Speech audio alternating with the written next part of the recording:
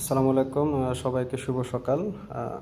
আমি সবাইকে গোল্ডের একটা অ্যানালিসিস দিয়ে দিচ্ছি, আপনারা এটা ফলো করবেন। তো আসেন, এখানে আমরা যদি 4 ঘন্টার ক্যান্ডেল ফলো করি তাহলে 4 ঘন্টার ক্যান্ডেলে এখানে 3306 একটা লো ক্রিয়েট করেছে। তো 3306-এর যে লো ক্রিয়েট করেছে, আমরা যদি একটু ছোট টাইম ফ্রেমে যাই, 1 ঘন্টা, যেমন একটা বোঝা যাচ্ছে উপরের দিকে যাওয়ার পসিবিলিটি। 30 মিনিটে গেলেও সেরকম বোঝা যাচ্ছে। 15 মিনিটে গেলে দেখা যাচ্ছে এখানে বেশ কিছু লো ক্রিয়েট করেছে। লো ক্রিয়েট করে মার্কেট আপের দিকে যাওয়ার জন্য চেষ্টা করছে। 5 মিনিটেও সেম অবস্থা, আপের মুভমেন্টের জন্য ট্রাই করতেছে। তো এখন করণীয় কি এই মুহূর্তে করণীয় হচ্ছে, আমরা যদি 4 ঘন্টার ক্যান্ডেলে ফিরে যাই তাহলে এখানে কয়েকটা লেভেল খুব ইম্পর্টেন্ট। প্রথমত তো হচ্ছে 2306 যেটা, তো এই লো যদি টিকে থাকে, 3306-এর লো যদি টিকে থাকে, তো আশা করা যায় মার্কেট উপরের দিকে মুভ করবে। কতটুকু মুভ করবে? 3306 যদি টিকে থাকে, আশা করা যায় মার্কেটটা এই যে লো আছে, 22, হ্যাঁ, এই 22 পর্যন্ত একটা টাচ করার পসিবিলিটি আছে।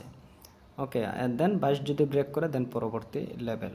এখন প্রশ্ন হচ্ছে 3306-এর একটা লো, এটা যদি টিকে থাকে, আর সবচেয়ে ইম্পর্টেন্ট যে লোটা সেটা হচ্ছে 95, মানে 3295। এখানে আমরা 4 ঘন্টার ক্যান্ডেলে দেখতে পাচ্ছি যে এই যে এখানে একটা লো ক্রিয়েট করেছে, এই যে এই জায়গাতে এই লো বরাবর যদি টাচ করে তাহলে 3295 পর্যন্ত টাচ করতেও পারে যদি 6-এর লো ব্রেক করে।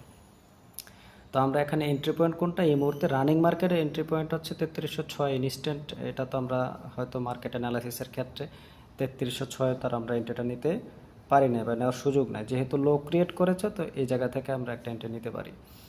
আর যদি রানিং মার্কেটেও এন্ট্রি নিতে চাই তাহলে আমরা 8-10 এই জায়গা থেকেও নিতে পারি বাইয়ের এন্ট্রি, বাট এসএলটা হবে 3306-এর নিচে। তো 6-এর নিচে যদি আপনি আরও 4-5 ঘর বাড়ায় দেন তাহলে ধরেন 3300-তে এসএল হয়। দেন সেকেন্ড স্টেপ হচ্ছে আমাদের 3295। এটা মোটামুটি একটা ইম্পর্টেন্ট লেভেল।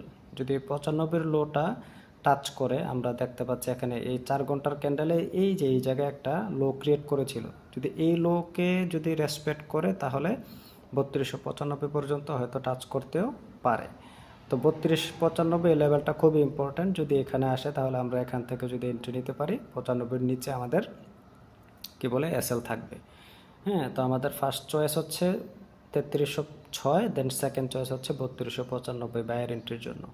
আর যদি কোনো কারণে 3295 ব্রেকআউট দেয় তাহলে আমাদেরকে একেবারে এই লেভেলটা পর্যন্ত ওয়েট করতে হবে। 3274 থেকে এই যে লো 74 থেকে ধরেন আমরা যদি কত 74 থেকে 80 বা 78,